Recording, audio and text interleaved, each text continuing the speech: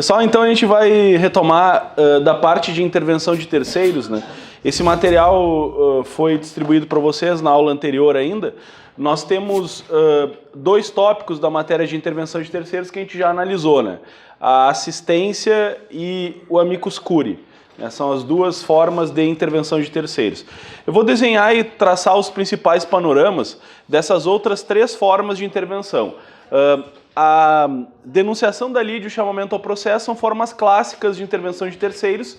Elas costumam cair, mas já caíram bastante em provas, né? Denunciação da lide e chamamento ao processo. As matérias novas que nós temos é a assistência, amicus curiae e o incidente de desconsideração da personalidade jurídica, que embora como matéria ele não seja novo, como incidente ele é novo, né? A novidade dele está em criar um incidente para a desconsideração da personalidade jurídica. Bom, vamos lá então.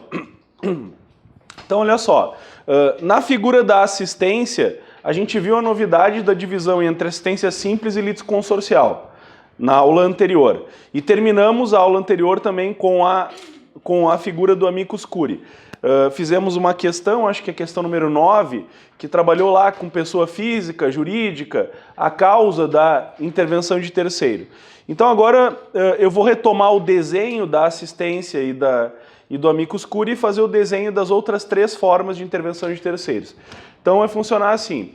A gente tem num primeiro momento a assistência. Lembra que a assistência ela depende de um interesse jurídico e ela pode ser na assistência tanto no polo ativo quanto no polo passivo. Eu posso prestar assistência ao autor ou ao réu, a depender da existência do interesse jurídico. Então, funciona assim, né? O autor está litigando em face do réu, esse terceiro aqui vem prestar assistência àquele que está, né? Ou aquele que já está dentro do processo. Então ela é uma forma de assistência que é de fora do processo para dentro. Então a gente chama ela de forma de intervenção de terceiros espontânea, porque ela é de fora do processo para dentro. Algumas questões de intervenção, se você treinar muitas questões, você vai ver que algumas, elas perguntam se a intervenção é espontânea ou provocada. O que é a forma espontânea? De fora do processo para dentro. A provocada é de dentro do processo, eu provoco a intervenção de alguém. As duas formas que a gente viu, né, de regra, ela está qualificada como uma forma espontânea. Né? Então, amicus curiae, da mesma forma, você tem o autor litigando em face do réu, só que a causa aqui, ela envolve uma questão que tem relevância, ela envolve uma questão específica, então, muito técnica. Diante dessa situação, é permitido, né, fica permitido um terceiro intervir no processo como amigo do julgador, amigo da cúria. Veja as peculiaridades para a gente responder nas questões. Ele não está, como nós fizemos na última questão que a gente trabalhou na minha aula, ele não está para ajudar autor nem ao réu. Ele não está e ele não é equiparável a autor e réu e não é parte no processo. O que é diferente da figura do assistente, que até poderia ser parte no processo quando ele é assistente litisconsorcial. Ele não tem vinculação a nenhuma das partes, embora a participação dele possa ajudar ou não uma das partes. Lembra que na última questão que a gente fez, ó, tinha algumas alternativas sobre isso, e isso vem caindo muito dentro dessa estrutura, é essa questão número 9 aqui, ó, que está no teu material, né? Então ele diz, é um auxiliar do juízo, por exemplo, está errado, não é auxiliar do juízo, auxiliar do juízo são os peritos, por exemplo, eles são auxiliares, ele não se equipara a um perito, ele é alguém que vem se manifestar e colaborar no processo, mas não na colaboração instrutória. O que é colaboração instrutória? Fazer prova, não, ele vem emitir pareceres, memoriais, entendimentos sobre a matéria, para aclarar a situação e melhor conduzir a decisão judicial. Então, por exemplo, nessas alternativas que nós temos aqui, né, nós temos alguns erros, né, no sentido de que ele assume uma posição subjetiva relativa à parte, por exemplo, está errada, que ele fornece subsídios instrutórios, está errado, que ele tem papel de fiscal da lei do interesse público, está errado. Então tudo isso não tem relação com o amicus curiae, porque ele não está vinculado diretamente ao autor, ao réu, e nem ao auxiliar do juízo. Ele é um amigo do julgador, amigo da cúria, do colegiado, para, de certa forma, dar uma decisão um pouco mais razoável dentro do processo, mais balizada para o juiz de direito. Bem, aí nós passamos então para a denunciação da lide. Qual é o desenho da denunciação da lide? A denunciação da lide no nosso desenho ela tem uma peculiaridade de ser provocada, né? É a forma, então, de intervenção de terceiros que nós chamamos de provocada. Por quê? Porque a denunciação da lide ela é sempre de dentro do processo para fora do processo. Então, o processo existe, você tem aqui o autor litigando em face do réu, e este autor que está litigando em face do réu, ele, na qualidade de réu, é o caso mais comum, na denunciação da lide feita pelo réu, ele denuncia da lide um terceiro. Por quê? Qual é o objetivo dessa denunciação da lide um terceiro? Porque se ele, réu, for derrotado nessa demanda, sucumbente, portanto, na demanda, ele pode buscar ressarcimento em eventual prejuízo. Ele foi derrotado na demanda e ele pode buscar ressarcimento. Então, eu demando contra o réu. O réu, ao receber a petição inicial, ele denuncia da lide um terceiro. Por que ele denuncia da lide um terceiro? Porque esse terceiro, pela lei ou por um contrato, ele deve ressarcir o prejuízo que eu tiver nesta demanda. O caso mais comum de denunciação da lide é a denunciação da lide da seguradora. Então, contrato de seguro é o caso mais comum. Falar para vocês lá na hora da prova, seguradora ou contrato de seguro é o caso mais comum de denunciação da lide. Como acontece? Vamos supor que este réu aqui, ele causou um acidente de trânsito. Aí ele é demandado pela vítima. Então você vai ter, na minha história aqui, a vítima demandando contra o causador do acidente. Só que esse causador do acidente, o entre aspas aqui culpado pelo acidente, ele na verdade tem contrato de seguro. Pode ser um seguro, por exemplo, de acidente de trânsito. E aí, nesse caso, demandado, sabendo que vai perder, ele pode até entender que é culpado realmente pelo acidente, ele denuncia da lide a seguradora, dizendo eu tenho contrato de seguro. Se eu for condenado aqui, quem tem que pagar é a seguradora. Por quê? Porque eu tenho um contrato, não é por lei, é por contrato. O contrato obriga nos limites da apólice, nas condições da apólice, o ressarcimento. Então essa é a denunciação da lide pautada num contrato de seguro. Ela é provocada porque eu sou demandado e eu denuncio da lide aquele que tem que ressarcir por eventual previsão contratual. É um dos casos de contrato de seguro. Pode acontecer também, não vem caindo tanto agora acidente de trânsito, porque o acidente de trânsito acabou caindo muito e ficou já manjado, assim, acidente de trânsito é denunciação da lide. Pode ser um seguro de responsabilidade civil, por exemplo, né? Então vamos supor, esse sujeito aqui, ele não é um condutor de um veículo, ele é um médico, que ele tem contrato de seguro por responsabilidade médica. Aí, eventualmente, uma vítima por um erro médico demanda contra ele. Ele denuncia da lide a seguradora, dizendo, ó, se eu for condenado aqui, você tem que ressarcir o valor que eu for condenado. Claro, não é o valor total, é o valor nos limites da apólice, até pode ser o valor total, mas é o valor da contratação.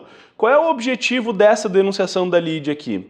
Toda hipótese de intervenção de terceiro, todas elas, o que elas buscam é simplificação processual. Você admitir um terceiro no processo é para simplificar esse processo, para já resolver em uma única decisão todo esse problema que está acontecendo aqui. Então aqui a denunciação da lide ela é feita do réu causador para o terceiro seguradora. Provavelmente, se a apólice de seguro é vigente, se está contemplada, a seguradora vai buscar contestar a demanda do autor. E aí, normalmente, a seguradora já vai ser condenada em litisconsórcio. Ela assume uma posição e a seguradora já é condenada. Aí a vítima, ela já cobra o valor da indenização diretamente da seguradora. Essa é uma das modalidades aí postas na intervenção de terceiros. O que eles podem pegar vocês aqui nessa modalidade? Eles podem afirmar que essa intervenção de terceiros é obrigatória. Denunciação da lide não é obrigatória. Não é obrigado o sujeito a denunciar da lide à seguradora. Não teria esta obrigação. Como assim, então?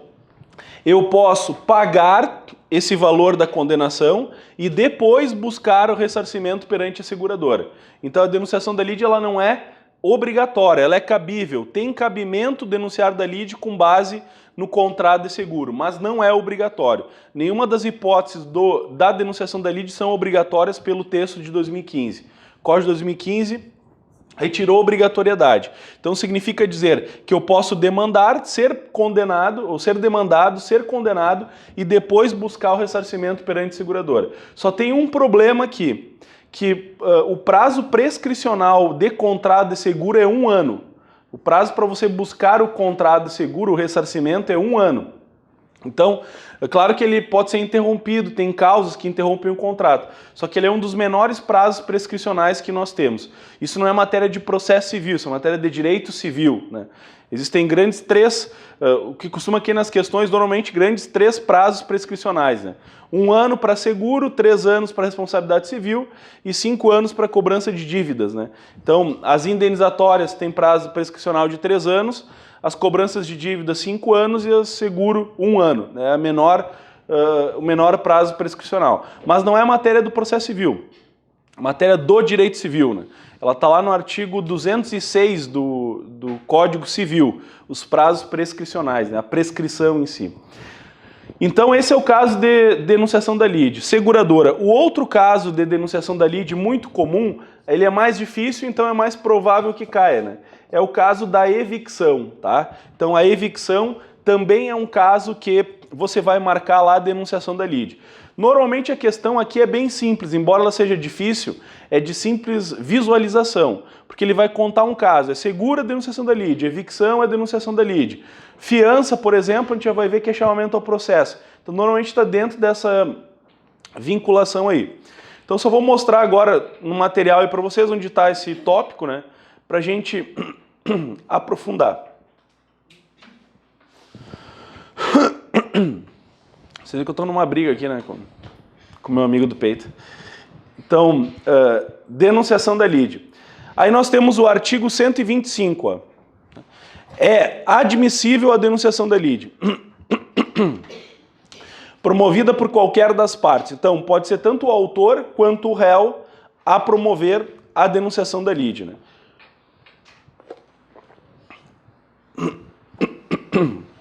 Na verdade, o grande objetivo vai ser aquele sujeito que for derrotado no processo, né? O caso da seguradora está aqui, ó. Aquele que estiver obrigado por lei ou pelo contrato a indenizar em ação regressiva o prejuízo de quem for vencido no processo. Então o que acontece? A denunciação da lide, ela é admissível e ela pode ser promovida por qualquer das partes e ela é uma denunciação aquele que estiver obrigado. Veja que o A está craseado, então é aquele que está obrigado, a seguradora, portanto, eventualmente a ressarcir os direitos do prejuízo que eu venho ter naquela demanda. O caso de evicção, ele é um pouco mais complicado. Olha, é o artigo 125, inciso 1. Ele vai dizer assim, ó, é admissível a denunciação da lide promovida por qualquer das partes. Aí diz o inciso 1. Ao alienante imediato, no processo relativo à coisa cujo domínio foi transferido ao denunciante, a fim de que possa exercer os direitos que da evicção lhe resultam. Então veja que não é um texto muito fácil de interpretar, por isso a gente para e aqui provavelmente vai estar a questão. Então olha só, ele vai nos dizer que a denunciação da lide, promovida por qualquer das partes, ela é admissível ao alienante imediato. Alienante é aquele que vendeu. No processo relativo à coisa cujo domínio foi transferido a quem está denunciando, portanto, o denunciante, a fim de que possa exercer os direitos que da evicção lhe resultam. Funciona mais ou menos assim, vou traçar outro desenho aqui para você entender agora a evicção, que até agora, desde o momento que eu disse bom dia, é a parte mais importante, tá? Então dá o teu, né, tua energia maior aí. Então olha só, vamos supor que eu tenha comprado este imóvel aqui, tá? Eu adquiri esse imóvel, eu sou, portanto, o novo proprietário deste imóvel. Tá? Só que esse imóvel aqui, ele pertencia a este sujeito aqui, que era o antigo proprietário. Então, vou botar o antigo e o novo proprietário. Certo? Então, você vai ter um sujeito que comprou um imóvel, basicamente isso. Uma alienação imobiliária. Alien vem de fora, né? Aliena, e portanto quem está fora, quem aliena, coloca fora, né? Está tirando fora do seu patrimônio. Então esse era o proprietário, esse é o novo proprietário. Acontece que por qualquer uma das situações previstas no ordenamento, um terceiro pode querer demandar contra o atual proprietário buscando a propriedade do imóvel. Então você vai ter uma ação em que esse sujeito demanda contra o novo proprietário. Vamos pensar, o sujeito acabou de comprar um imóvel, já pagou o valor e eventualmente pode perder a propriedade daquele imóvel. Aí você vai ter o seguinte desenho. Acompanha aqui. Você vai ter esse sujeito aqui, que até então ele não é proprietário, não é nada, é apenas o autor de uma ação, demandando contra o atual proprietário do imóvel. Pode ser, por exemplo, uma ação de uso capião, né? Onde um terceiro busca a propriedade daquele que é o proprietário, registral, né? Aquele que está na matrícula. Então, o terceiro possuidor, aqui nós vamos chamar ele de autor, ele vai entrar com uma ação de uso capião contra o proprietário do imóvel. Aí o proprietário pensa o seguinte, sim, mas eu acabei de comprar o imóvel, já vou perder ele? Pois é, a lei prevê o direito de evicção. O que é o direito de evicção? Nada mais é do que o direito de você tomar o dinheiro de volta, você pegar o valor. Porque você comprou o imóvel e pagou por ele. Vai perder por uma movida por um terceiro, você tem o direito de buscar o dinheiro de volta, que é o direito que da evicção resulta. Aí você denuncia da lide aquele que lhe vendeu. Quem é esse sujeito que lhe vendeu? É o chamado vendedor, né? Só a questão fica difícil porque a lei chama ele de alienante imediato. Essa é a ideia, que é quem lhe vendeu o imóvel, né? Então diz assim, ó, é admissível a denunciação da lide promovida por qualquer das partes ao alienante imediato, no processo relativo à coisa cujo domínio foi transferido ao denunciante, a fim de que possa exercer a evicção. Então o que o inciso 1 está dizendo é permitida a denunciação da lide desse sujeito aqui, a quem lhe vendeu o imóvel. Para quê? Para que esse denunciante possa exercer o direito da evicção. Qual é o direito da evicção? Se eu devolver o dinheiro aqui para o autor, se eu perder o imóvel que eu comprei para o autor, eu consigo buscar o valor que eu paguei pelo imóvel. Entenderam aí? Essa é a ideia. Ah, mas por que eu vou buscar? É justo, é injusto? Nós não estamos discutindo a causa, nós estamos discutindo o modo como é feito, certo? Então, se vai ganhar ou não vai ganhar, eu não sei. Agora, o que importa é, se você comprar um imóvel, pagar o valor para o vendedor e em uma ação de terceiro você perder aquele imóvel, você poderia, nesta ação do autor, ter denunciado da lide quem lhe vendeu, para buscar o dinheiro de volta. Basicamente isso. A isso tudo nós chamamos evicção. Evicção nada mais é do que uma indenização, do que buscar de volta. Essa é a ideia. E ela tem uma via apropriada, um remédio apropriado, a denunciação da lide. Agora, eu posso perder o imóvel e depois buscar o dinheiro de volta em uma outra ação perante aquele que me vendeu? Posso, não teria problema nenhum. Por quê? Porque a denunciação da lide ela não é obrigatória. Eu não vou perder o direito se eu não fizer a denunciação da lide.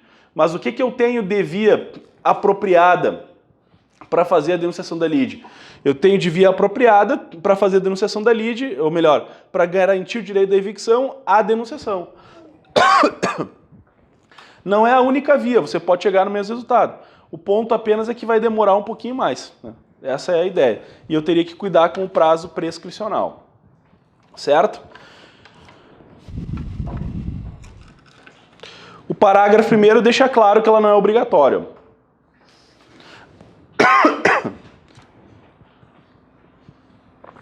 Diz assim: o direito regressivo será exercido por ação autônoma quando a denunciação da lide for indeferida, deixar de ser promovida ou não for permitida.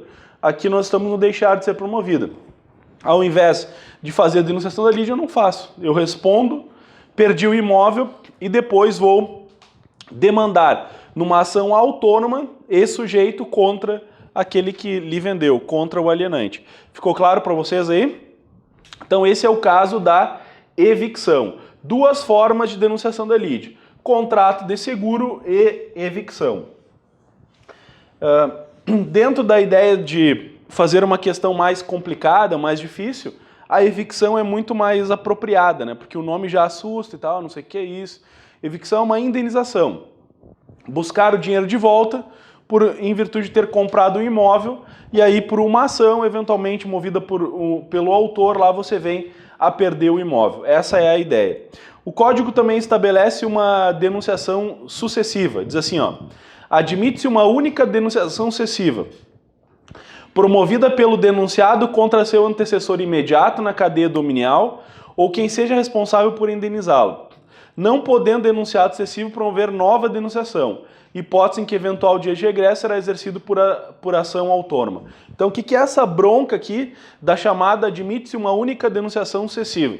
Veja que a forma como você pode estudar é pegar o seguinte, ó, eu vou estudar a denunciação da lide no contrato de seguro. É o mais fácil, é o mais confortável. Você tem que sair do conforto, tem que ir para aquilo que é mais complicado. O que ele está dizendo nesse parágrafo segundo aí? Ele está dizendo que o código prevê uma única denunciação sucessiva. Olha que bronca que é. Diz assim, ó, vamos supor que esse sujeito aqui, ele entrou com uma ação contra o proprietário do imóvel, tá? E ele quer buscar a propriedade do imóvel. Então, uma ação em que busca a propriedade. A ação maior que nós temos aí no fórum, que busca a propriedade de bens imóveis, é o uso capião. Normalmente esse é o exemplo, tá? Aí o que acontece? Esse sujeito que é o atual proprietário do imóvel, ele vai dizer o seguinte, sim, mas se eu perder o imóvel, eu quero o meu dinheiro de volta. E eu comprei desse sujeito aqui. Então eu denuncio da lide ele, para que ele eventualmente venha me ressarcir os direitos que da evicção resulta. Essa é a forma de denunciação. Aí o código prevê, essa é a novidade, que esse sujeito que também está sendo demandado, diz assim, tá, eu até devolvo o dinheiro, mas eu comprei de outro. E, portanto, ele também tem que me devolver o dinheiro. Aí é configurada a chamada denunciação sucessiva, entenderam? Eu denuncio da lide quem me vendeu o imóvel. Aí esse que vendeu diz, mas eu também comprei de um outro que também eu quero meu dinheiro de volta, então. Ou qualquer outro terceiro que seja obrigado a indenizar. Então, é a chamada denunciação da lide sucessiva. O que o código não permite é que esse sujeito aqui venha denunciar novamente. Veja que ele diz, admite-se uma única denunciação sucessiva. O que é a única denunciação sucessiva? Aquele que me vendeu o imóvel pode denunciar eventualmente quem vendeu para ele. Fica uma bagunça, né? Então o sujeito lá demandou para buscar a propriedade do imóvel, aí o réu diz, vou contestar, mas se eu perder o imóvel, eu quero que esse sujeito aqui venha me ressarcir os direitos que da evicção resulta. Quero que ele me devolva o dinheiro. Aí esse sujeito aqui, que é o terceiro, fica sabendo disso, é citado da denunciação da lide, e ele diz, bom, então eu também quero que aquele que me vendeu venha devolver o dinheiro. Agora não pode agregar outros, é uma única denunciação sucessiva. Por quê? Qual é o objetivo da denunciação da lide?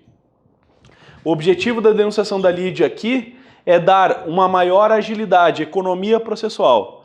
Aí você vai ver, mas fica uma bagunça. Pois é, mas o juiz em uma sentença resolve tudo.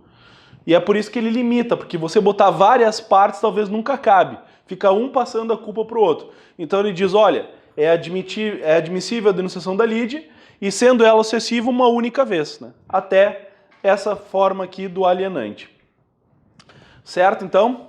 Então essa é a forma da denunciação da lide sucessiva. O que é a denunciação da lide sucessiva? Se cair na prova de vocês. É aquele que é denunciado, pode denunciar o alienante imediato, pode denunciar quem lhe vendeu também, mas é admitida uma única denunciação sucessiva.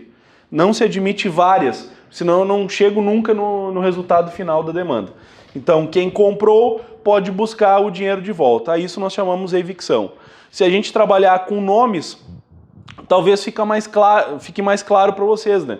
A gente pode buscar o seguinte, olha, o banco está buscando a propriedade do atual proprietário, ele denuncia a construtora que denuncia a incorporadora, alguma coisa assim do gênero, né?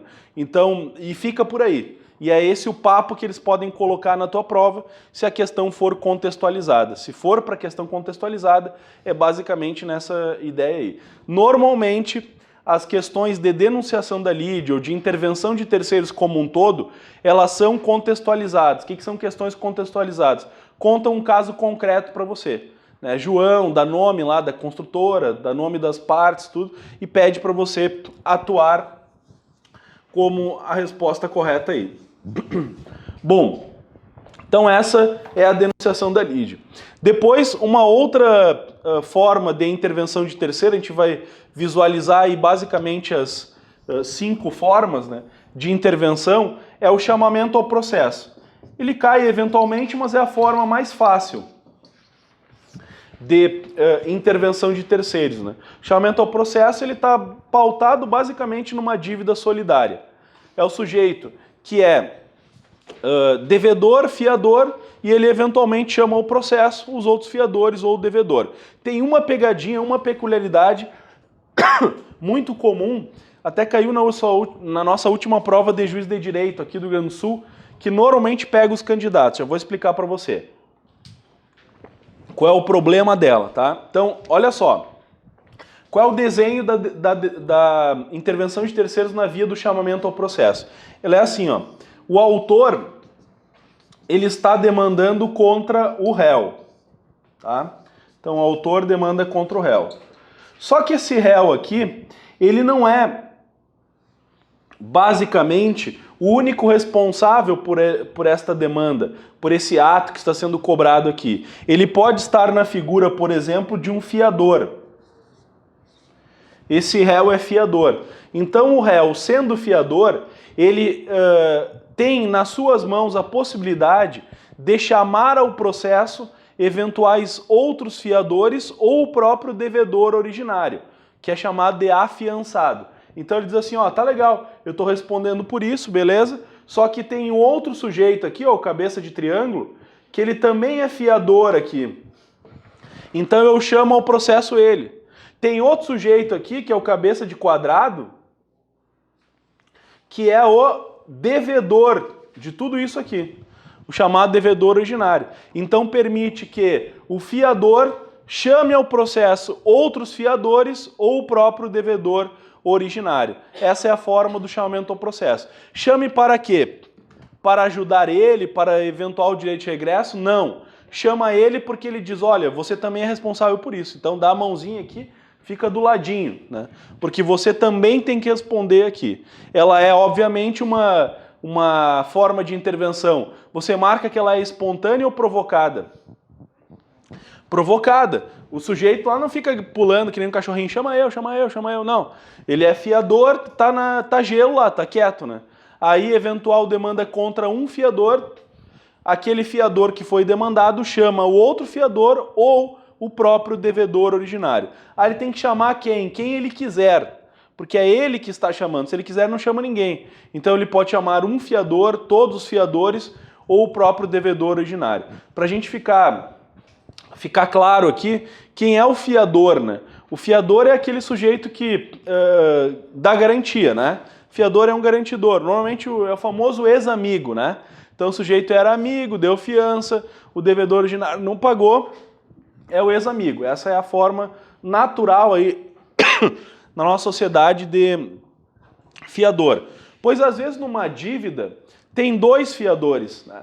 E aí o devedor, o credor vai lá e demanda apenas contra um. O que esse fiador demandado pode fazer? Pode chamar ao processo o outro fiador.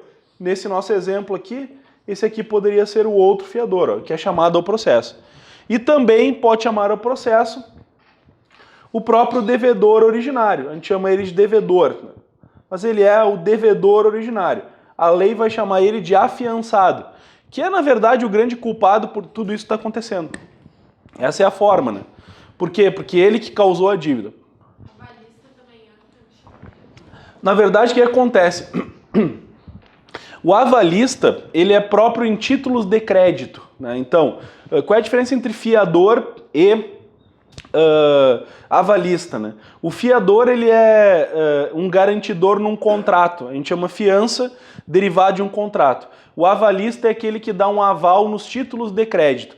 Aí vai depender a forma como ele está posto, né? Por quê? Porque normalmente o avalista ele sofre uma execução, né? E aí no processo de execução você não utiliza regras do procedimento comum, né?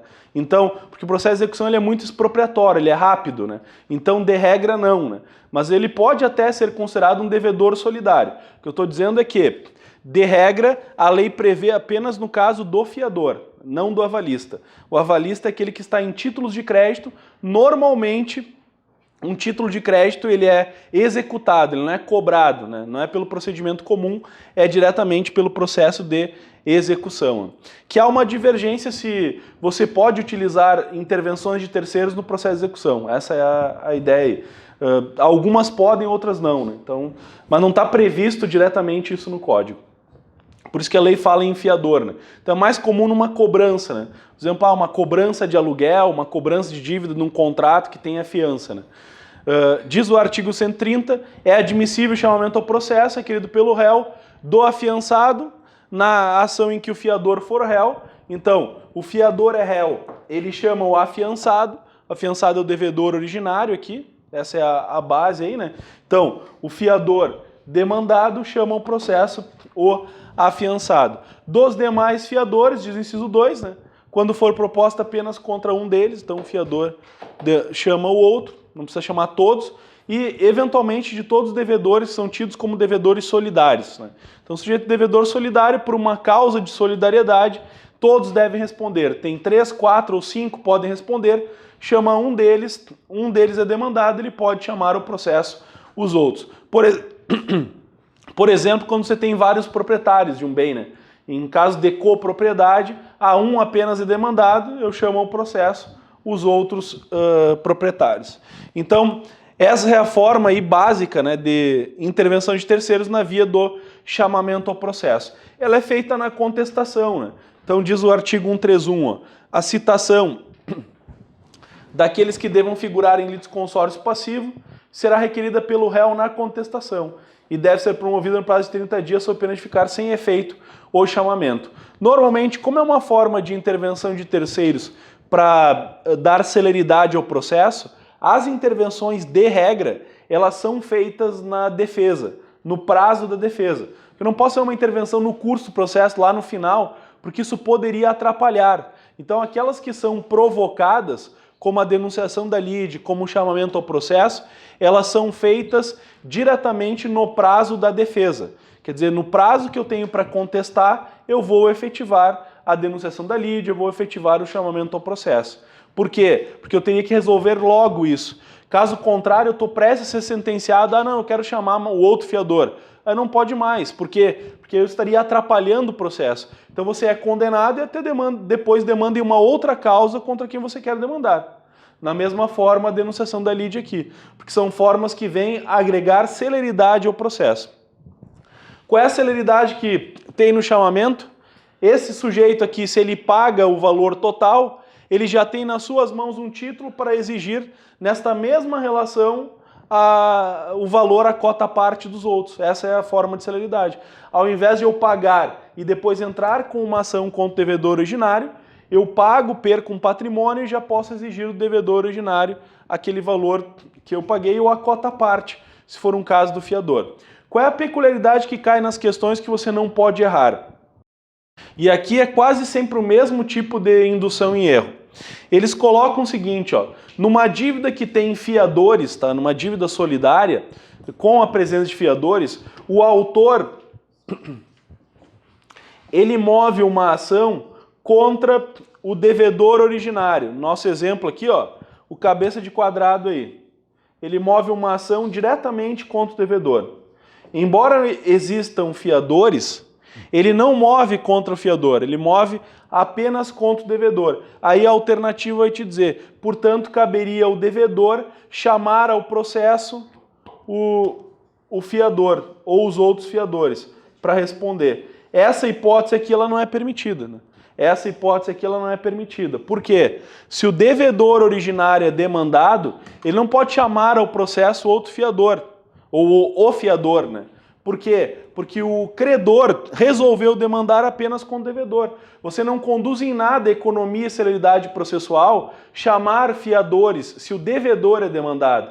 Porque aí eu vou te dizer, o devedor vai pagar. E aí eu vou cobrar o que do fiador? Nada, né? Porque o fiador não é o responsável pela dívida. O responsável pela dívida, originariamente, é o devedor, é o chamado afiançado. Então, se o devedor ou afiançado for demandado, ele não pode chamar ao processo os fiadores. Ficou claro aí? Embora exista solidariedade, posso não ter benefício de ordem, mas se o devedor originário é demandado, ele não pode chamar o fiador. Seria na prática, até uma má-fé, né? Aí é o ex-amigo, né? Por quê? Porque o sujeito foi lá e prestou uma fiança para você. Aí você não pagou a dívida, você é demandado, diz, não, tem que cobrar do fiador. Imagina, né? Sendo que o credor não quer cobrar do fiador, ele quer diretamente cobrar do devedor originário. Ficou claro aí? Então, se cair para você a alternativa que o afiançado ou o devedor originário possa cobrar, possa chamar, né, ao processo o fiador, ela está errada. Quem chama é o fiador, chama o afiançado. O fiador chama o outro fiador. Ou os devedores solidários chamam uns aos outros no processo. Agora, o devedor originário ele não pode chamar ao processo. O afiançado ele não pode chamar. Vamos ver como isso caiu. Peguem as questões lá no final. Façam, por favor, a questão número 10. Um minutinho aí.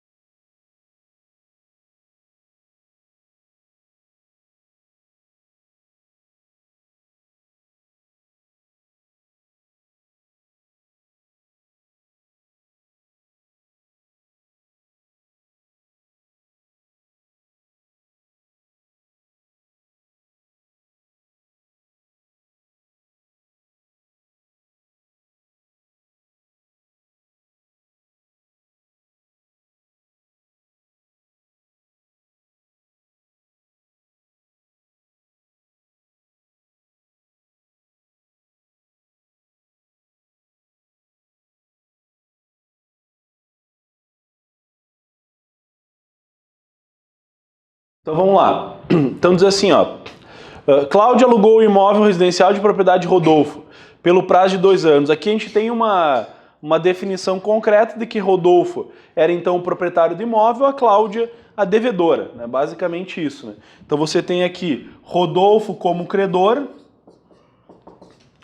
e Cláudia como devedora no contrato de locação aí. As partes acordaram a fiança como forma de garantia, de modo que Helena e Paulo, amigos de Cláudia, assumiram condições de fiadores. Ex-amigos, no caso, né? Mas aí, como eu falei. Então, fiadores, você vai ter aqui Helena e Paulo. Eu recomendo que pelo histórico, converso às vezes com os alunos, né? Eu recomendo quando você tem vários nomes, assim, você faça um desenhinho, assim, né? Não vai apenas pela tua leitura por ficar sublinhando, né? Então, faz um desenho, um rabisco. Aliás, normalmente quem passa tem a prova bem rabiscada, tá? Bem um lixo a prova de quem passa. Né? Então, cara, tu olha pra tua prova, tá um lixo, opa, tô perto da aprovação. Tá? Então, essa é a forma aí. O cara que fica muito assim, sabe, muito organizadinho, coisadinho, assim, né? Quer dizer, ele não tá naquele terror, porque a prova é um terror, não é uma coisa tão organizada. Mas, como é que saiu? Foi bem, foi ótimo, tranquilo. Não tá, então tu rodou. Né? Essa é a forma. Tem que sair desesperado, sabe? O cara, tu olha alguém saindo da prova, assim, o cara não consegue caminhar, ele tá meio assim, né? Parece que ele tá na lua, né? Então, esse aí é o aprovado. Né? Então, é rabiscar. Porque aí o sujeito vai lá marcando e erra, né? E por não fazer o esqueminha aí. Aí diz assim, passando por dificuldades financeiras, Cláudia deixou de pagar o aluguel. Razão pela qual Rodolfo ajuizou seu despejo acumulado com ação de cobrança em face de Cláudia. Ele entrou também contra a Helena, que é uma das fiadoras. Então, a ação foi originariamente proposta contra Cláudia e Helena. Diante desse cenário, assinale a alternativa correta. Letra A. Helena pode valer-se do chamamento ao processo para que Paulo integre o polo passivo. Vamos lá. Helena é uma fiadora. Ela pode chamar ao outro processo o outro fiador? Em tese poderia. Então, até agora ficamos com a letra A, né? Letra B. Cláudia poderá valer-se da denunciação da lide em face de Paulo? Não, porque denunciação da lide eu estou buscando o direito de regresso. Estou buscando outras coisas. A denunciação da lide é, se eu perder, eu quero ressarcir o dano que eu tive perante você. E não é o caso de chamamento ao processo, porque aqui você tem todos eles como devedores. Letra C. Cláudia e Helena não podem utilizar nenhuma das hipóteses de intervenção de terceiros, errado, né? Elas poderiam, o chamamento. E a letra D. Cláudia pode valer esse chamamento ao processo para que Paulo integre o polo passivo da lide. Não pode, porque aí nós cairíamos naquele caso que eu falei anteriormente. É o devedor originário chamando o fiador. Isso não pode acontecer, porque isso não conduz em nada para economia e celeridade processual. Beleza aí? Então tá, ficamos na questão número 10 com a letra A, portanto. Bom, e por fim, né, para a gente terminar aqui as hipóteses de intervenção, nós temos essa nova hipótese, começa aí na página 4 do material, tá? Que é o incidente de desconsideração da personalidade jurídica. Essa é a forma aí de intervenção de terceiros. Na verdade, o incidente de desconsideração da personalidade jurídica, ele não é novo, né? A forma de desconsideração, e sim apenas a criação do incidente de desconsideração. Essa sim é nova. Então deixa eu só terminar aqui, só para pontuar, para a gente visualizar as 5 formas de intervenção. Bom, agora nós temos o incidente de desconsideração. O que é o incidente de desconsideração da personalidade jurídica? Ele surgiu a partir de uma prática. Então, botar incidente DESC PJ, tá?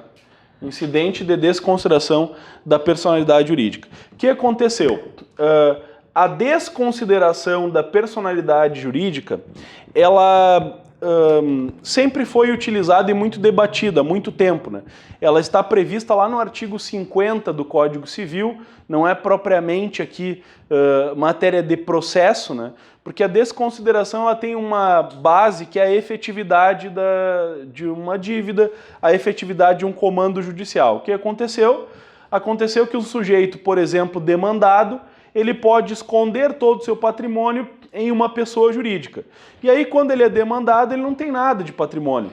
Mas a pessoa jurídica ao qual ele é proprietário, ao qual ele tem cotas, tem patrimônio. Então surgiu esses 2 cenários aí no sistema. Primeiro, as pessoas reduzindo o seu patrimônio e botando todo o patrimônio numa pessoa jurídica, ou um outro cenário, que é a pessoa jurídica como devedora e ela passa todo o patrimônio para a pessoa física do sócio.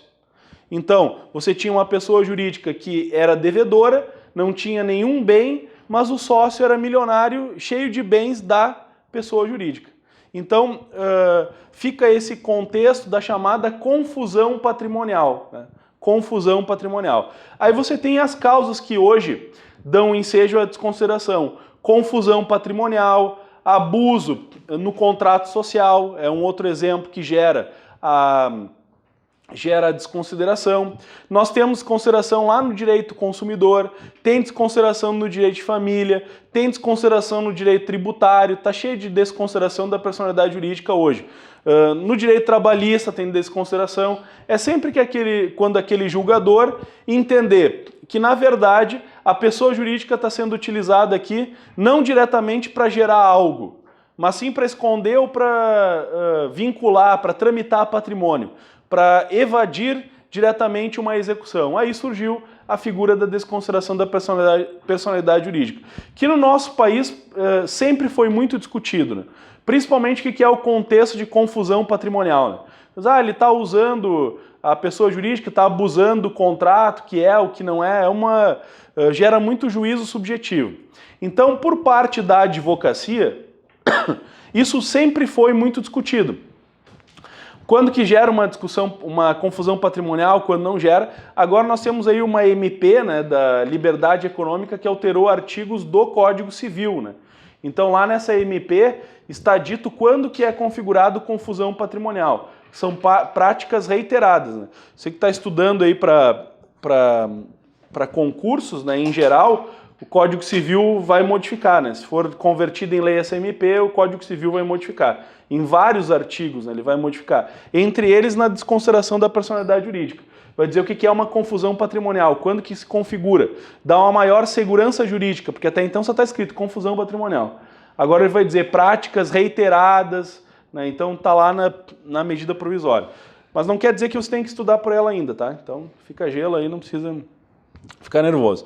Então, desconsideração da personalidade jurídica. Qual é o problema até então existente? Para a gente entender e conseguir atacar as questões.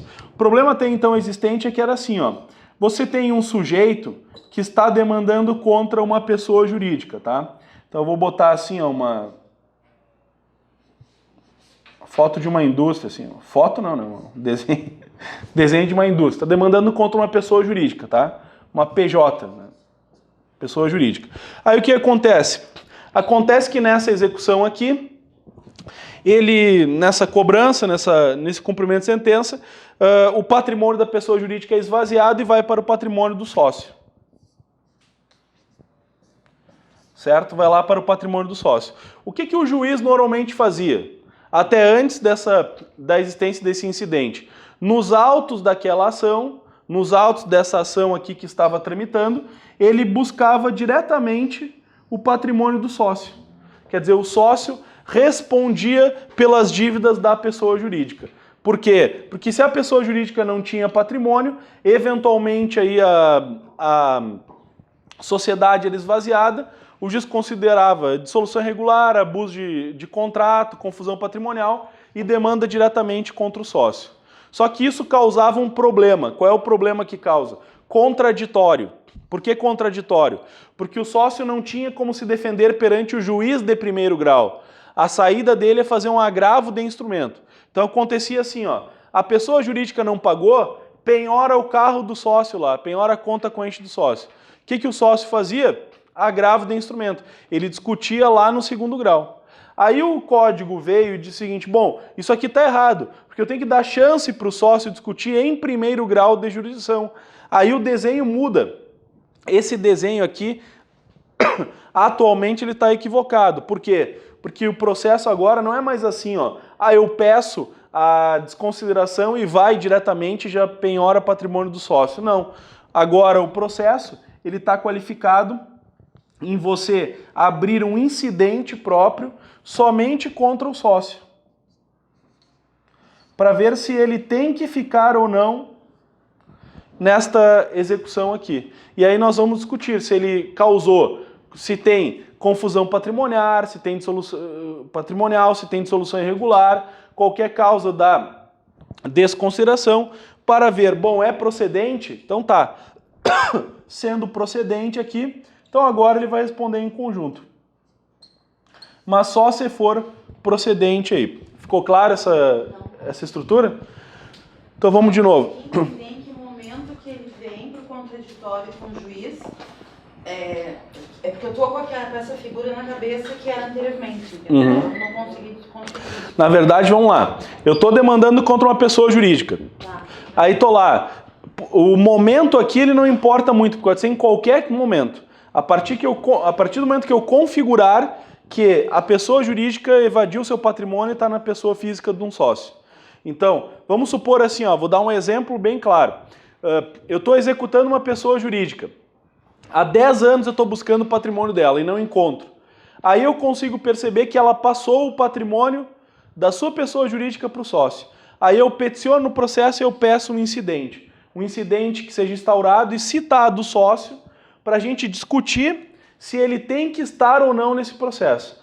Se o juiz definir que ele tem que estar no processo, então tá. Então ele entra agora no processo e passa a responder como executado também aquela execução. Com o patrimônio dele. Com o patrimônio dele. Né? E por quê? Não vai ficar a mesma coisa que quando ele ia lá no segundo grau, porque ele também respondia com vai ficar quase a mesma coisa. Só que a diferença é que ele tem armas e discussão em primeiro grau.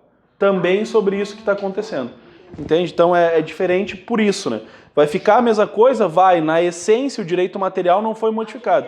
A diferença é que ele tem maior possibilidade de discussão em primeiro grau. Se iniciar em primeiro grau, ele tem possibilidade de discutir em primeiro grau. Essa é a ideia aí. Por quê? Porque normalmente o juiz já pegava e penhorava diretamente. Agora há uma discussão se ele tem que estar nessa execução ou não.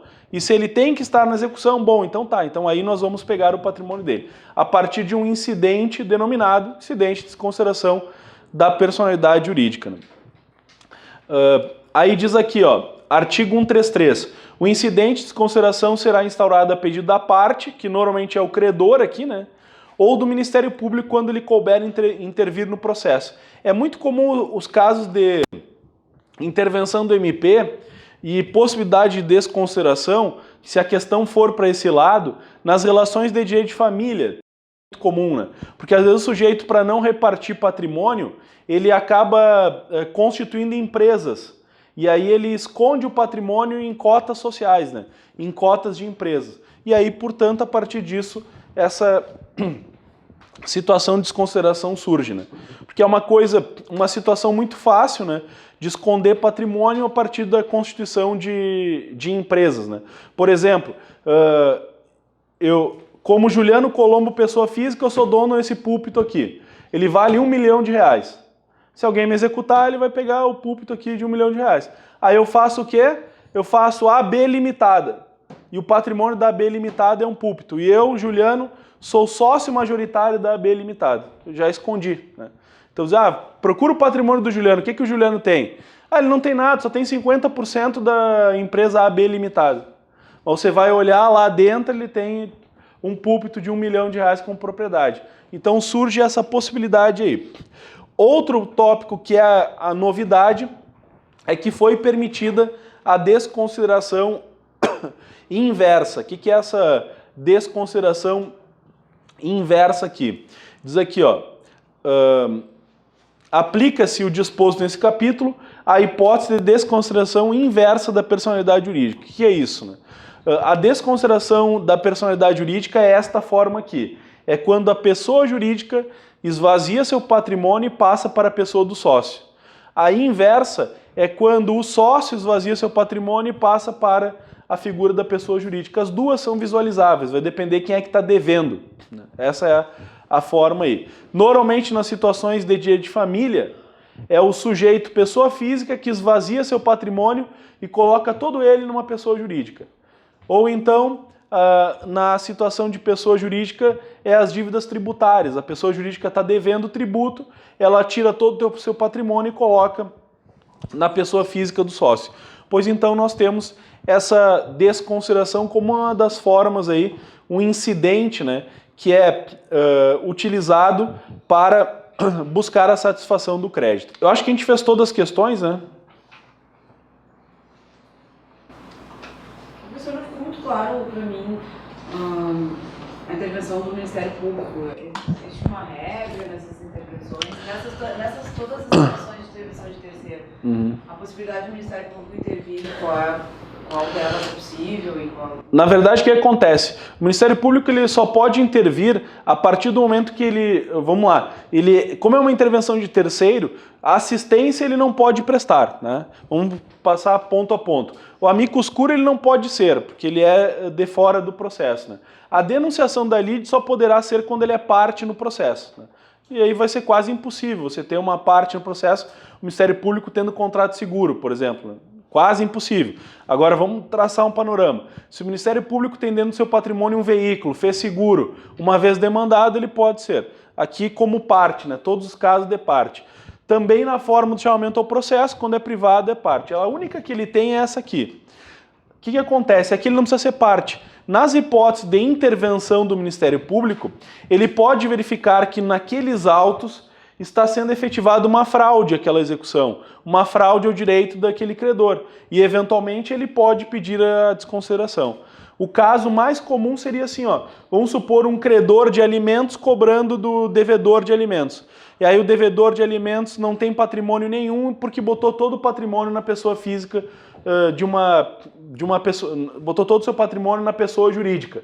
E aí o Ministério Público visualiza isso, investiga, né? E aí pode pedir a desconsideração. Essa é a forma aí. E no caso, se ele coloca o patrimônio dele em nome de outros para fugir do pagamento da pensão alimentícia, usaria esse mesmo ou não? Nesse caso, não. Nesse caso é só usado para pessoa jurídica? É quando você tem a participação da pessoa jurídica. Quando você tem a participação de outras pessoas, o nome básico é do laranja, né? Aí você vai ter fraude contra credores ou fraude à execução, que é outra forma que também pode pedir, mas você não faz o sujeito participar do processo.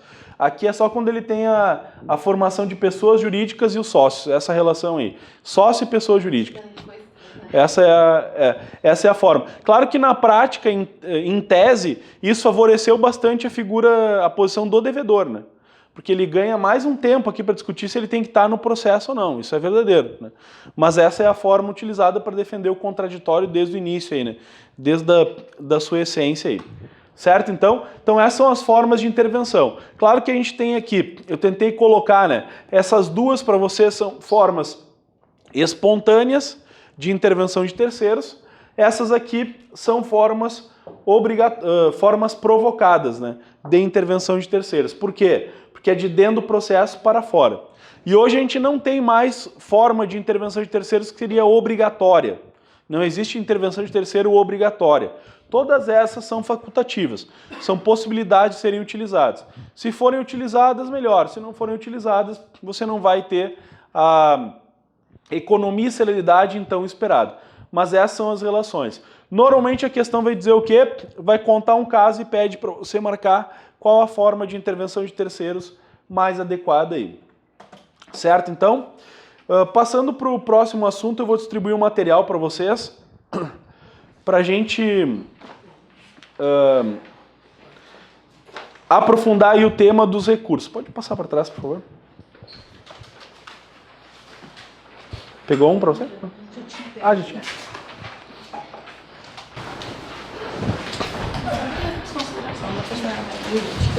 Quando ela vai se apresentar no direito tributário, isso é usado para responsabilizar o sócio. Isso também é usado nessa teoria do direito civil?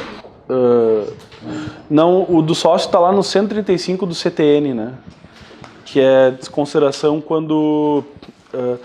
é que quando é no Código Tributário Nacional eles utilizam a expressão dissolução irregular, né? Porque aí você não deu baixa à empresa, né? E aí foi dissolvida ela irregularmente. Só que o nosso tribunal aqui ele não vem aplicando essa tese aqui, né? Ele não utiliza incidente de consideração para dissolução irregular. Ele acha assim, ó, se o sócio dissolveu irregularmente a empresa, ele tem que responder diretamente, né? Essa é a forma aí. O sócio. Não.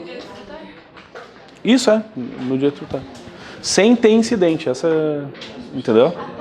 Não precisa nem para o incidente. Não, o TRF entende que esse incidente não é aplicável nas dívidas tributárias.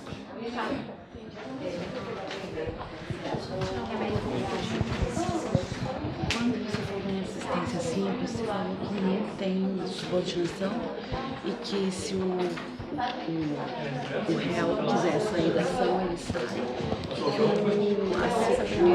O assistente simples não pode fazer nada. Isso. Onde ele diz que se não é réu, Tem as respostas das questões processual. Sim, mas aqui...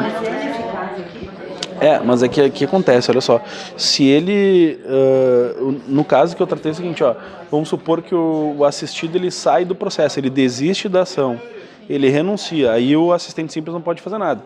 Aqui ele diz o seguinte, ó, sendo revel omisso o assistido, quer dizer, ele não se manifesta sobre os atos processuais, ele está no processo. Porque o assistido é omisso, ele não está se manifestando no processo. Aí sim, é diferente do caso do assistido, diz assim, não concordo com o autor, ou desisto da ação, não quero mais. Aí ele está agindo, né? Pessoal, então, só para... eu acho que... Não sei se a gente tinha feito a 1? A 7 a 8. A 1 eu acho que quem não tem aí, só pra gente, ou quem já fez pra gente revisar, a gente tinha feito, eu acho, na outra aula ainda, os litisconsortes que tiverem, ainda no material anterior, tá? Os litisconsortes que tiverem diferentes procuradores, desde que escritórios distintos, terão os prazos contados em dobro para todas as suas manifestações, tratando de autos físicos. É verdadeiro, né? Porque nos autos eletrônicos nós não temos a dobra, né? Autos físicos teria a dobra. Então, questão 1, verdadeira. Questão número 7. O Supremo Tribunal Federal, assim como a Lei 13.105, não admitem que a pessoa física intervenha no processo na qualidade de amicus curiae. E aí, pessoa física pode ser amicus curiae? Pode. Pode ser tanto pessoa física quanto pessoa jurídica. Então, nessa questão número 7 aí, está errado porque o Código de Processo Civil admite que a pessoa física intervenha no processo na qualidade de amicus curiae. Pode ser tanto pessoa física quanto pessoa jurídica. E de acordo com o Código de Processo Civil, o amicus curiae, uma vez admitido no processo, pode apresentar recurso de apelação. Errado, né? O amicus curiae não pode apresentar recurso de apelação. O amicus curiae, podem anotar aí, né? Se já não anotaram, né? Ele pode fazer 2 recursos. Recurso de embargos de declaração e recurso no IRDR, que é o Incidente de Resolução de Demandas Repetitivas. Nós falamos bem no final da aula anterior, né? Recurso de IRDR, Incidente de Resolução de Demandas Repetitivas. Certo, então? Bom, aqui no material que eu coloquei para vocês agora, então, nós temos a base aí, a figura da apelação. Você vai encontrar, na verdade, dois recursos aí que são aqueles que mais caem, muito cobrados na prova, porque nós tivemos várias alterações, né, sobre esses 2 recursos, que é o recurso de apelação e de agravo de instrumentos. Se a gente pensar assim, o mais top, o que cai mais ainda é o agravo de instrumento, porque é aquele que sofreu inúmeras alterações, mas a apelação também cabe alguns comentários importantes, né, sobre a apelação, para a gente ver como isso poderia ser cobrado aí para vocês. Vamos lá, então. Então, olha só, vários probleminhas aí que podem surgir, tá? E analisando o teu edital, também nós temos algumas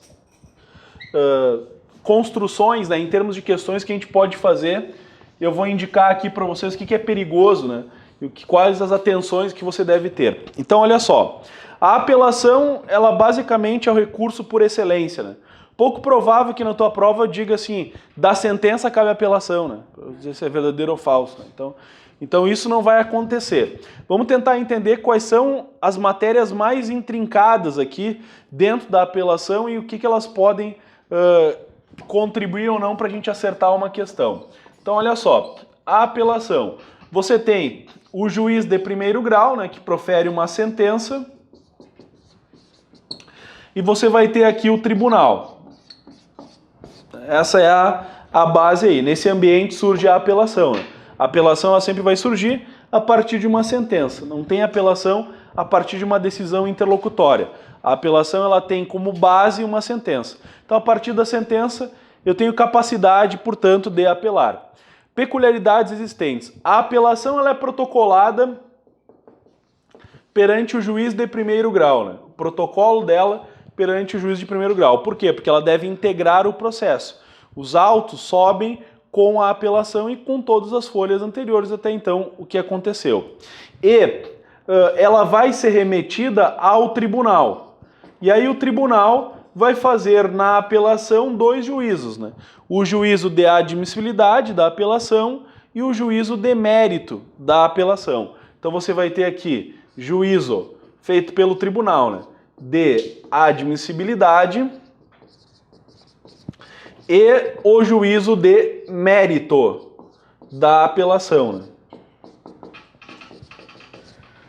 Mérito e admissibilidade são analisados aí no tribunal.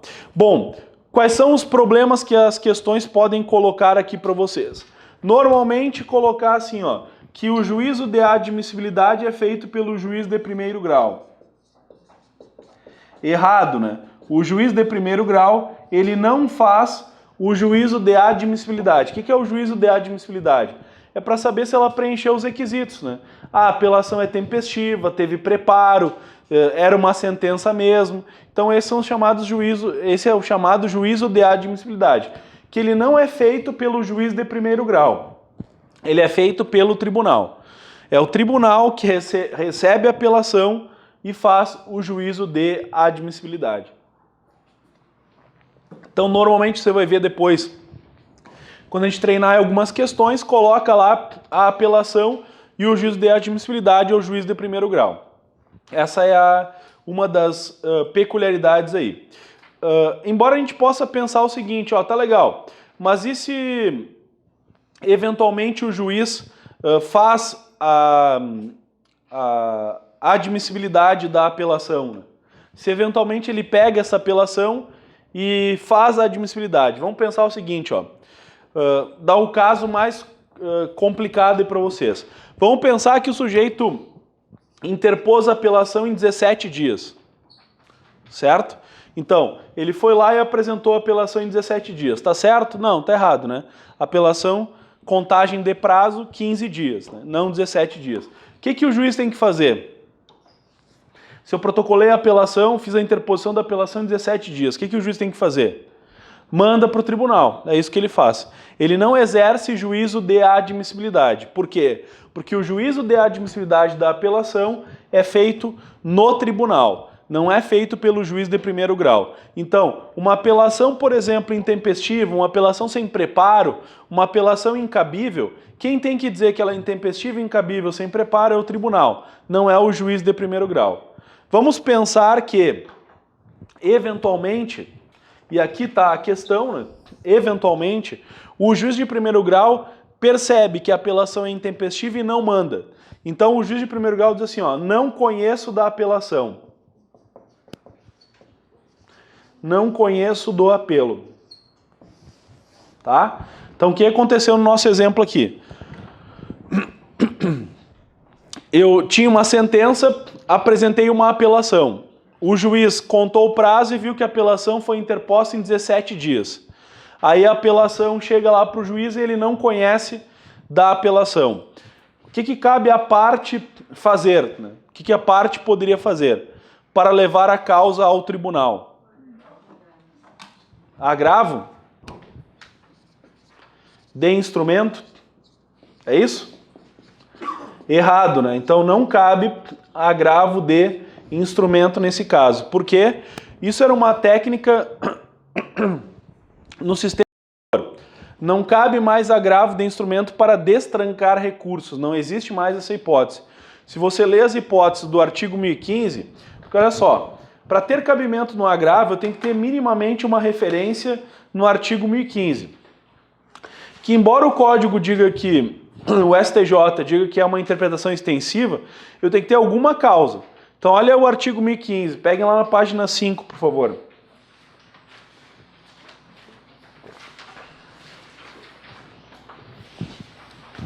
Ali vai dizer assim, ó, cabe agravo de instrumento contra decisões interlocutórias que versarem sobre. Inciso 1, tutela provisória. Essa decisão é sobre tutela provisória? Não conheço do apelo? Não, não é tutela provisória. É mérito do processo? Também não é, o mérito foi julgado na sentença. É rejeição da alegação de convenção de arbitragem, é de incidentes de consideração, é rejeição da gratuidade, é exibição ou pós de documento, é exclusão de desconsorte, é rejeição do pedido de limitação e admissão de intervenção de terceiros, quer dizer, você não tem nenhuma causa que daria ensejo aqui ao agravo de instrumento. Então, o que acontece? Vamos lá para entender.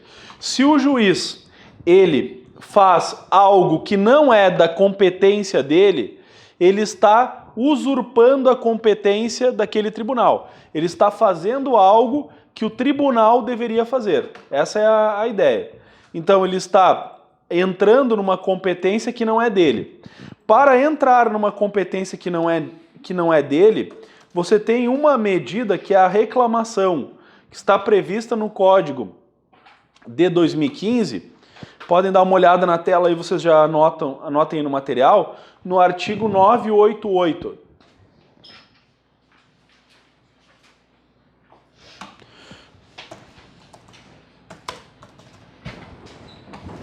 Aí diz assim, ó, caberá reclamação da parte interessada ou do Ministério Público para preservar a competência do tribunal, que é o caso aqui, né? Preserva a competência do tribunal, garantir a autoridade das decisões do tribunal, garantir a observância de enunciado de súmula vinculante do STF e garantir a observância de acórdão proferido em julgamento de incidente de resolução de demandas repetitivas. Essa é a forma aí da reclamação. Então, no nosso caso aqui, ela ficaria no inciso 1. Né? O que é a reclamação? Ó? Caberá reclamação da parte interessada ou do Ministério Público para preservar a competência do tribunal. Vamos lá. Quando o juiz de primeiro grau, ele diz, não conheço do apelo, ele está usurpando uma competência que não é dele. Ele está atuando e julgando e decidindo naquilo que não é da competência dele para julgamento.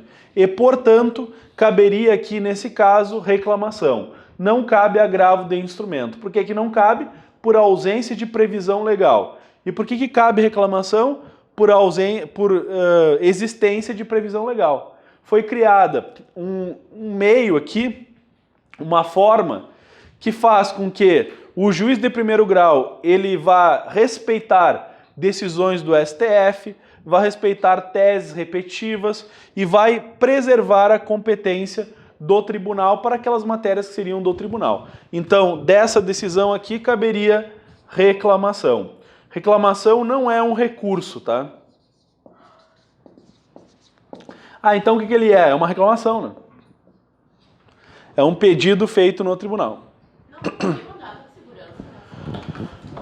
Bom, a colega pergunta assim, caberia mandato de segurança? Atualmente eu te diria que não, né? Porque o mandato de segurança ele só cabe de decisão judicial quando você não tem outra medida judicial passível, né? Então, como aqui no caso cabe reclamação, não caberia mandato de segurança. Essa é a forma. Mas o teu entendimento, vamos dizer assim, a raiz dele é verdadeira, é correta, né? Sempre quando nós temos decisões judiciais que não podem ser atacadas por nenhum outro recurso, de nenhuma outra forma, aí caberia mandado de segurança. Agora, nesse caso, não caberia mandado de segurança por existência da reclamação, né? Já que o juiz, o que ele fez foi usurpar a competência tribunal. O que eu faço? Eu faço uma peça e protocolo no tribunal a reclamação, dizendo assim, ó, o juiz de primeiro grau lá, ele exerceu, claro que eu vou ter que tirar cópia de todo o processo, se for eletrônico eu faço a vinculação, ele exerceu em primeiro grau uma competência que não é dele, é deste tribunal. Então eu peço para que a reclamação seja aceita e os autos sejam remetidos ao tribunal. Essa é a forma aí. Isso é recurso? Não, não é. O código não fala que teria natureza recursal. O que a doutrina vai dizer? Teria natureza jurídica de ação. Alguns se posicionam nesse sentido. Agora, para a gente não importa, porque o código não diz se é ação ou não. Ele só diz que cabe reclamação. Mas ele não fala que é recurso. Entenderam? Então, se cair lá para você, a reclamação como recurso, ela está errada. Reclamação não é recurso. É um pedido que é feito ao tribunal, no caso de ser usurpada a competência do tribunal. Nesse caso que nós estamos analisando é isso, certo? É um pedido feito no tribunal. Então, quem é que acerta isso? É esse tipo de questão que você tem que analisar, entenderam? Não aquela da sentença cabe apelação, né? Então tá bom, né? Essa aí, aliás, dessa forma, assim, ó, da sentença cabe apelação, até dá para estudar. Se eu perguntar algumas sentenças complicadas aí para vocês, até nível de prova que dá. Então vou dizer assim, ó, da sentença cabe apelação, marca verdadeiro ou falso? Verdadeiro, né? Beleza? Então tá bom. Então, que fácil. Então vamos perguntar. Do indeferimento da inicial, cabe agravo de instrumento ou cabe apelação?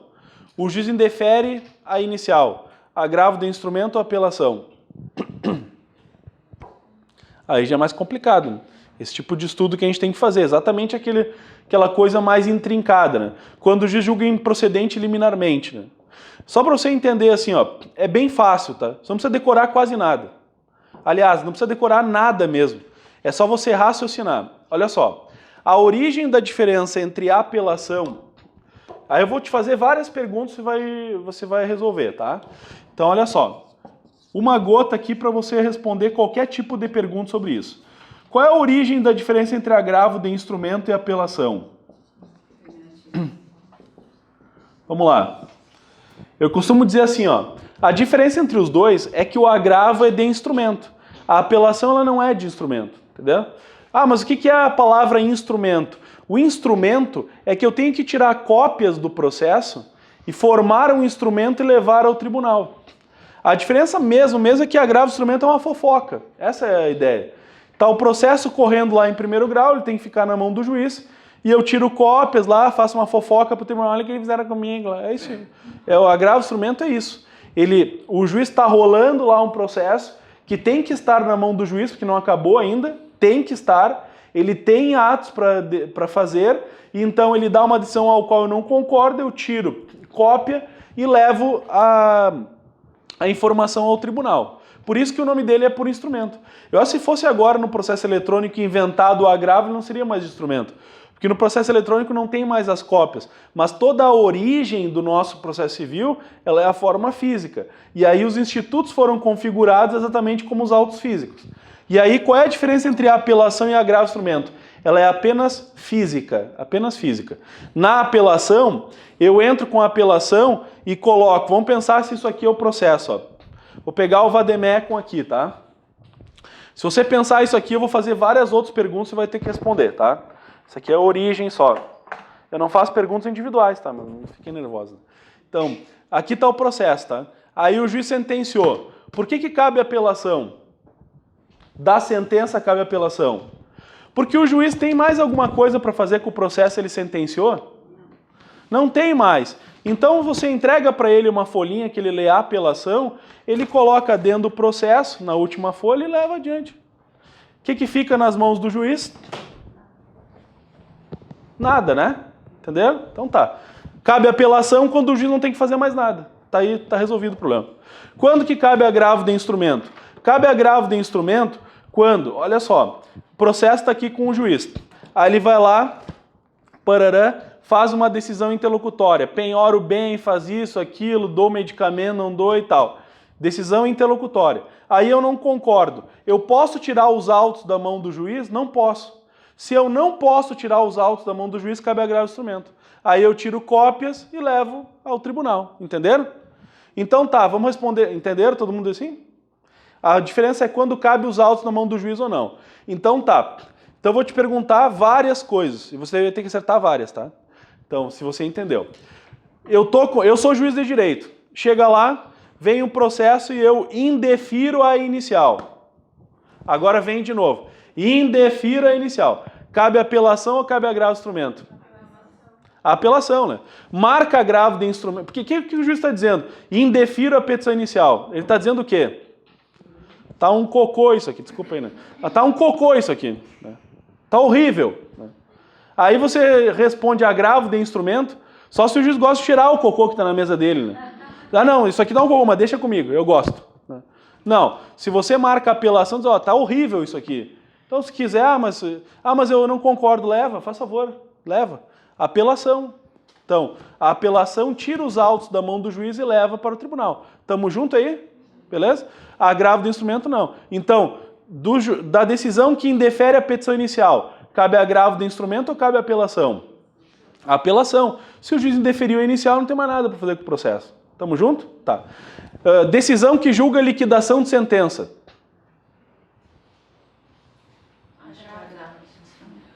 Então vamos lá. O processo terminou. Nós temos que decidir agora qual é o valor da sentença, né? Quanto que vale a sentença. Aí o juiz está lá e diz assim, bom, pelo que estou entendendo aqui, o autor está cumprindo a sentença, né? Vamos liquidar ela, vale, bom, condenou 15 mil reais, né? Condenou em 15 mil reais. Como é que chegou até a liquidação de sentença? Vamos entender. Como é que chegou até a liquidação de sentença? O juiz estava lá, sentenciou. O réu apelou, foi para o tribunal, foi parará, acabou. Os autos voltaram para a mão do juiz. Aí ele diz assim, bom, liquidação, sentença vale 15 mil. Aí ele tem que cumprir essa sentença, estamos juntos? Cabe apelação ou cabe agravo? Se você marca que cabe apelação, você está dizendo que os autos têm que sair de novo para o juiz, mais 20 anos. Né? ir lá para dizer que vale 15 mil porque o réu entende que vale 14.900. Não, vale 15 mil. Ah, mas eu não concordo. Beleza, tira cópias e leva. O processo vai ficar agora porque você é devedor. Você tem 15 mil e vai pagar 15 mil reais. Entenderam aí? Essa é a forma. Ah, mas eu não concordo. Beleza, forma um instrumento e recorre. Da decisão que julga a liquidação de sentença, cabe agravo do instrumento. Por quê? Porque eu decorei? Não. Porque eu tenho que pensar, quando o juiz julgou aquilo, tem mais alguma coisa para fazer com o processo? Tem ou não tem? Se ele tem alguma coisa para fazer com o processo, cabe agravo do instrumento. Se ele não tem, cabe apelação. Outro caso aqui, ó. Impugnação ou cumprimento de sentença. Aí eu vou te perguntar, da decisão que julga a impugnação ou cumprimento de sentença.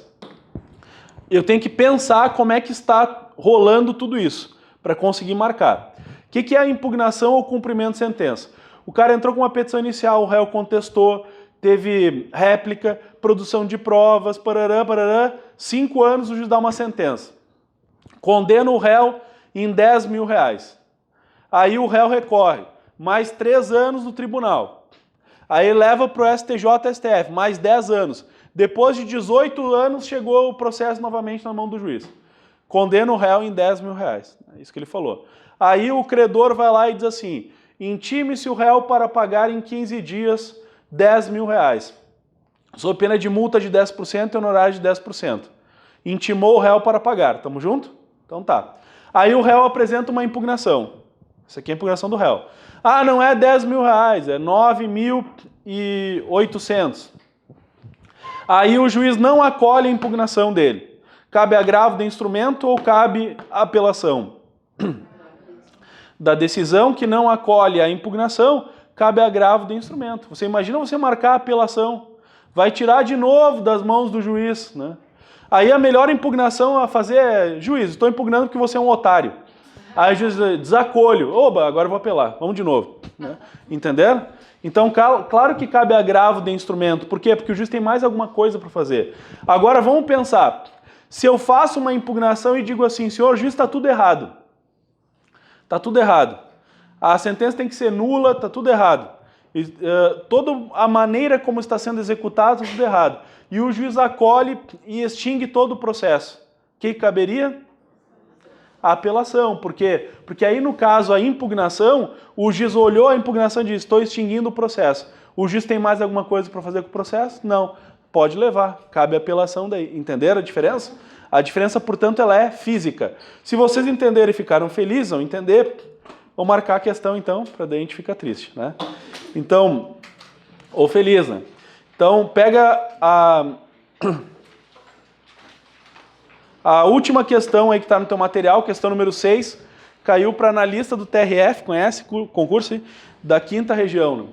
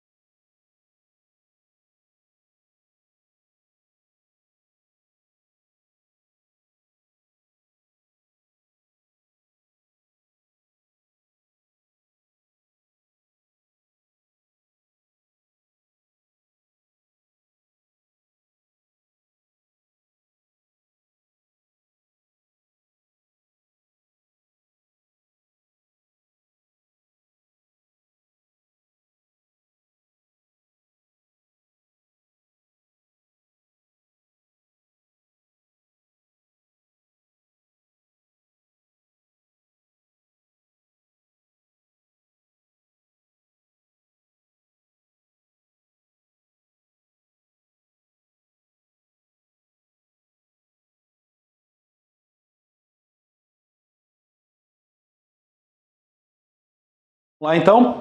Então a questão número 6 diz assim, ó. Contra pronunciamento de magistrado que em primeiro grau decida pela impugnação ou cumprimento de sentença, caberá recurso de...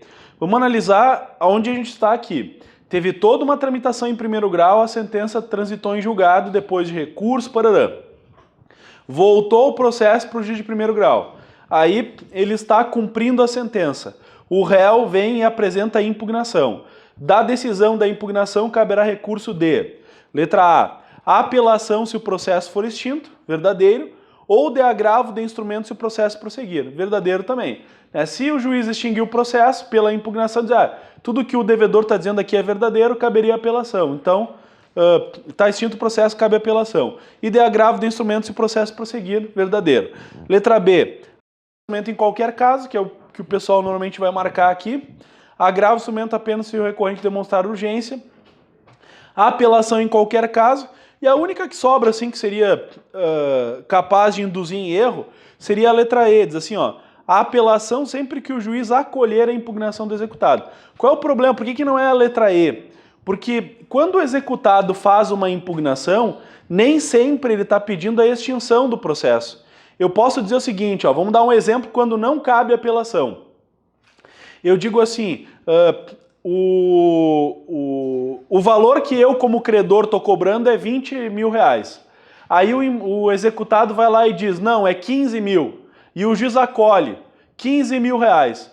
Cabe apelação? Não, cabe agravo de instrumento, porque o processo tem que ficar com o juiz. Porque ele tem que cumprir agora os 15 mil que ele acabou de decidir. Então, só caberia a apelação quando ele extinguir o processo. Quando ele acolher uma impugnação que for, por exemplo, parcial, ou que atentar contra uma parte do valor, aí não caberia a apelação, porque ele tem que prosseguir cumprindo aquela sentença. Então, questão 6, ficamos com a letra A. América, a resposta correta, beleza? Vamos fazer um intervalo, então depois a gente retorna aí.